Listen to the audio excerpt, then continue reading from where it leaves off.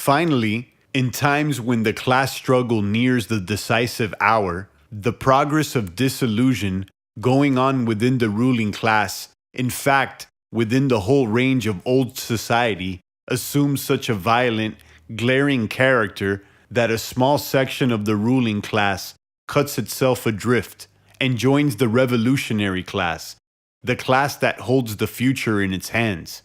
Just as, therefore, at an earlier period, a section of the nobility went over to the bourgeoisie, so now a portion of the bourgeoisie goes over to the proletariat, and in particular, a portion of the bourgeois ideologists who have raised themselves to the level of comprehending theoretically the historical movement as a whole. Of all the classes that stand face to face with the bourgeoisie today, the proletariat alone is a really revolutionary class. The other classes decay and finally disappear in the face of modern industry. The proletariat is its special and essential product.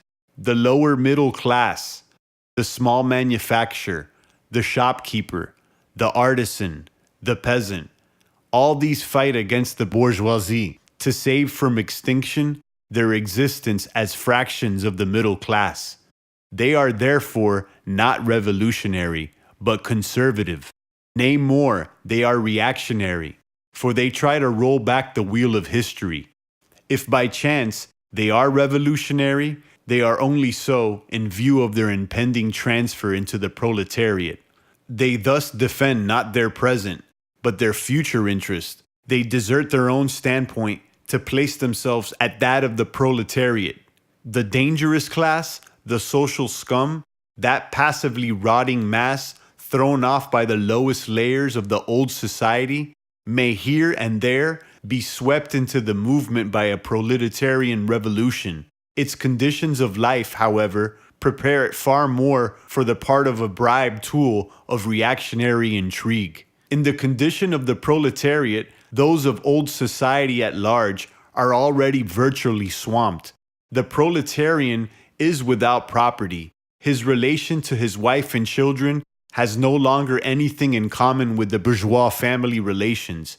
Modern industry labor, modern subjection to capital, the same in England as in France, in America as in Germany, has stripped him of every trace of national character.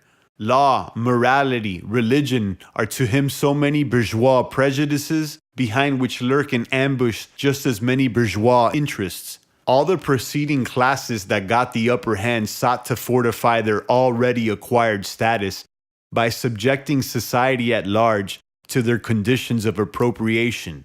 The proletarians cannot become masters of the productive forces of society, except by abolishing their own previous mode of appropriation, and thereby also every other previous mode of appropriation. They have nothing of their own to secure and to fortify. Their mission is to destroy all previous securities for and insurances of individual property. All previous historical movements were movements of minorities, or in the interests of minorities.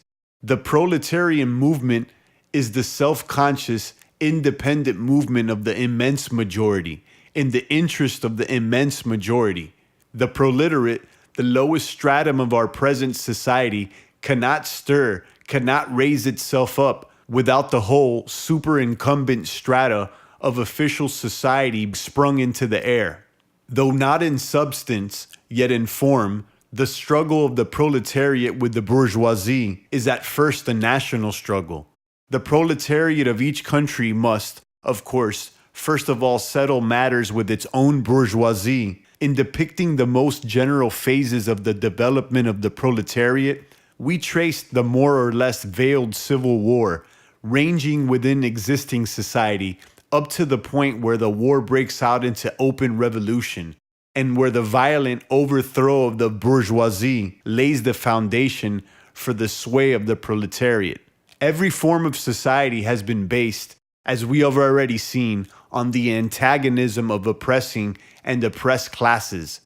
But in order to oppress a class, certain conditions must be assured to it under which it can, at least, continue its slavish existence. The serf, in the period of serfdom, raised themselves to membership in the commune, just as the petty bourgeois, under the yoke of feudal absolutism, managed to develop into bourgeois. The modern laborer, on the contrary, instead of rising with the process of industry, sinks deeper and deeper below the conditions of existence of his own class. He becomes a pauper, and pauperism develops more rapidly than population and wealth. And here it becomes evident that the bourgeoisie is unfit any longer to be the ruling class in society and to impose its conditions upon society as an overriding law. It is unfit to rule because it is incompetent to assure an existence to its slave within his slavery, because it cannot help letting him sink into such a state that it has to feed him instead of being fed by him. Society can no longer live under the bourgeoisie. In other words, its existence is no longer compatible with society. The essential conditions for the existence and for the sway of the bourgeois class is the formation and augmentation of capital. The condition for capital is wage labor. Wage labor rests exclusively on competition between the laborers. The advanced industry, whose involuntary promoter is the bourgeoisie, replaces the isolation of the laborers, due to competition, by the revolutionary combination, due to association. The development of modern industry, therefore, cuts from under its feet the very foundation on which the bourgeoisie produces and appropriates products.